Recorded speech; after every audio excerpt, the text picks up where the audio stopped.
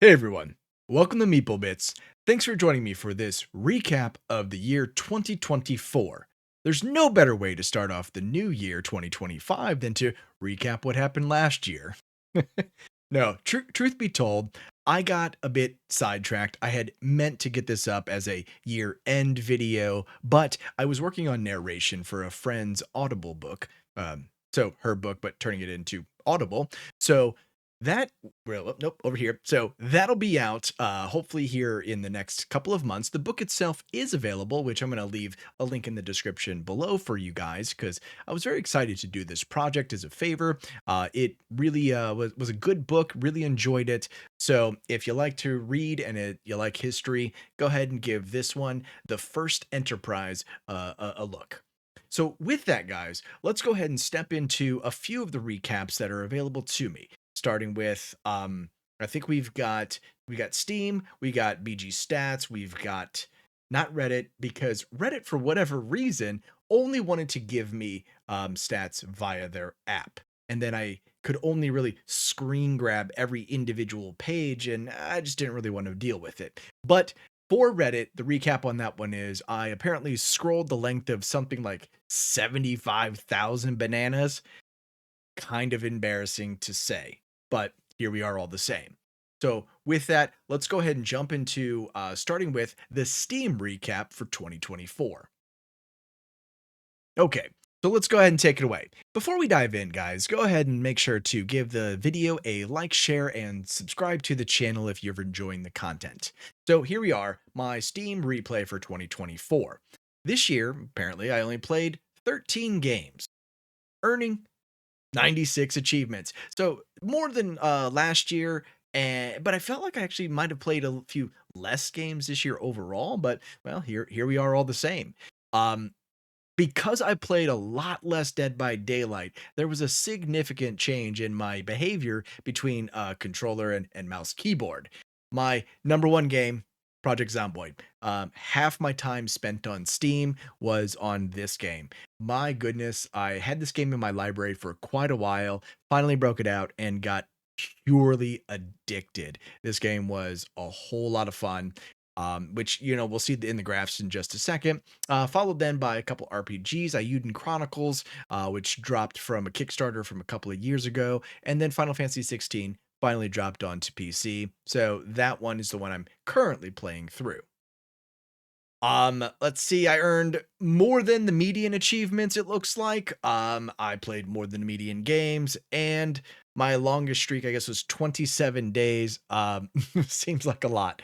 Let's see, scroll. So Project Zomboid got the most of my play. However, it got heavy play in the beginning portion of the year. As we can see, January, February, March, April, all basically was dedicated into Project Zomboid. Then you'll notice, well, something happened. Ayuden Chronicles dropped. So in April and May, and then a little bit of June, I dumped my time into this one. A lot of fun, really enjoyed it. Not sure how many hours I gave into this game, but it was quite a lot.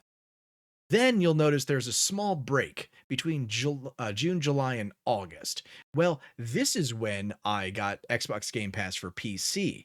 And I think right around that time, I started playing pretty heavily on those games because, I got to sample a lot of games that were coming out, that I otherwise would have had to pay full price for, etc. Then Final Fantasy dropped, put a lot of time into that, and then here during the holiday months, decided to take a little bit of time off. But in advance of that, I needed some filler time. And then dug open in my library and started looking at, all right, what do I need to play? So I just started at the top alphabetically, opened up Ancestors, and this game was very challenging and a lot of fun up until I'd say end game. It got, a bit too repetitive on me. And I don't know if I actually ever fully beat the entire evolution process, but very enjoyable game all the same. Played a little bit of DayZ. This was my number one game from last year. A lot of heavy time in the beginning months of the year, and almost no time here at the back half. Things just got wicked busy, and as you guys know, I haven't really been uploading. Um, Here's my main list of games where I kind of spent a lot of that time. with a controller apparently, and then my longest streak was apparently 27 days of Project Zomboid. So there we have it, the Steam recap for this year. So with that, let's go ahead and jump into the next recap, which is going to be Twitch. This one is a little sad for me, I'm going to admit, because I didn't stream a lot this year. Again, just wasn't uploading much, wasn't streaming much, just really the, I guess, IRL kind of got in the way of things. But here we are. Here's what I did end up doing over on Twitch. I watched a lot, which this is kind of inflated because I've got a few monitors here, and I usually just leave a Twitch stream up, generally on mute on one of the monitors as I'm working throughout the day. But what I did end up streaming was, of course, Project Zomboid. So I played a lot of that in the beginning of the year, and I was streaming a little bit more in the beginning of the year. So Project Zomboid got the majority of those. Skull and Bones dropped, gave it a little bit of a go.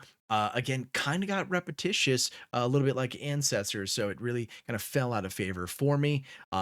Streamed a little bit of Final Fantasy 16 Ancestors, and I think I might have done like a Dead by Daylight stream, which overall I've completely abandoned Dead by Daylight. But I guess I only mustered 35 total streams this year.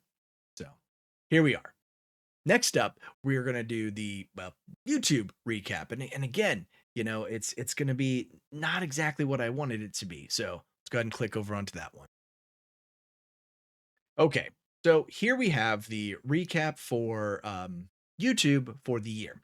So this again, I didn't do as much as I had hoped to commit to. Just so many things really got in the way for being a part-time streamer, YouTuber, content creator, what have you.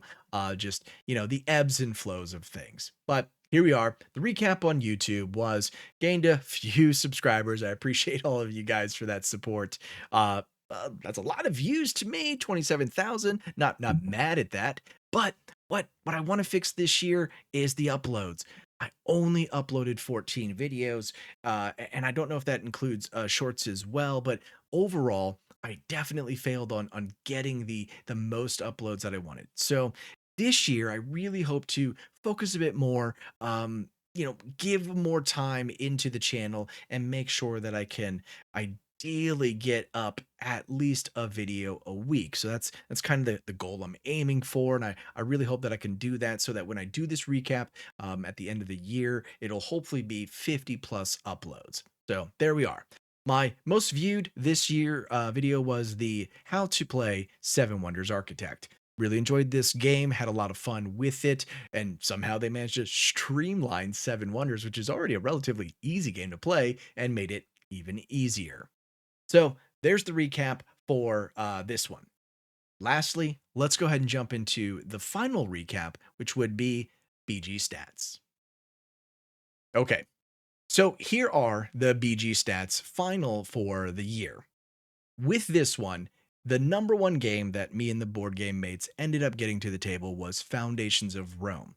For obvious reasons, this one not only plays quickly for the most part, but is very easy to learn, to grasp, to understand, and then to get multiple sessions going. So this one was a lot of fun, and these are all the ones that I had recorded. So there's a lot of games where if I played someone else's game, I may not have recorded it.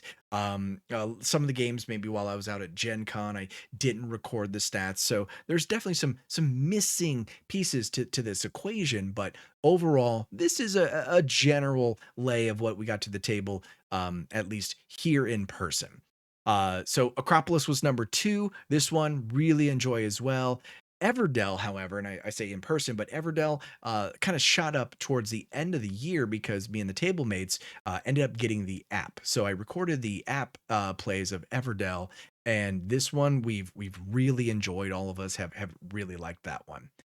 So on that one, let's hop over to how did those stats look for everyone. So all the games that ended up getting played during the year, ignore the time because I actually don't uh record session time, although maybe I should start doing that to just generally understand how long a game normally takes. But The most play counts that we had done this year was 4, and you'll notice there's a pretty even split on the days between Friday, Saturday, and Sunday when we had played the games, and the location is mostly here at my place.